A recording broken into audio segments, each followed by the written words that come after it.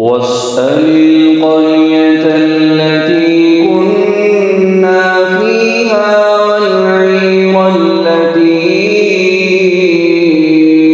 أقبلنا فيها وإنا لصادقون.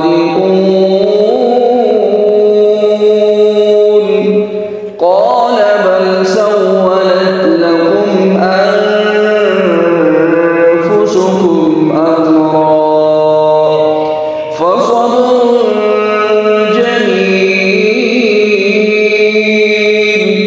عسى الله أن يأتيني بهم جميعا إنه هو العليم الحكيم.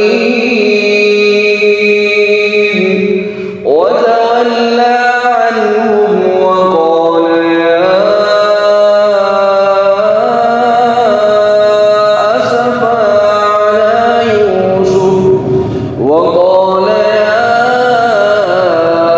أسفا على يوسف وابيضت عيناه من الحزن فهو كظيم. قالوا تالله تفتأ تذكر يوسف حتى تكون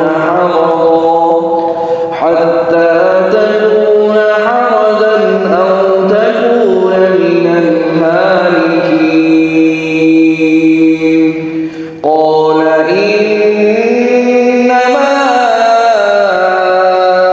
أشكو بثي وحزني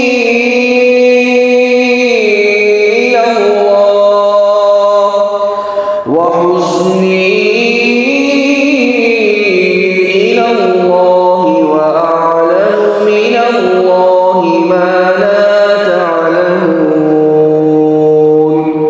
يا بني اذهبوا فتحسسوا من يوسف وأخيه ولا تيأسوا من روح الله إنه لا ييأس من روح الله إلا القوم الكافرون. فلما دخلوا عليه قالوا يا أيها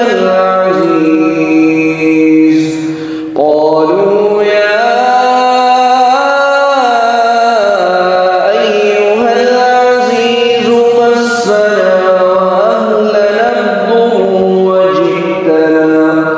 وأهلنا الضر وجئنا ببضاعة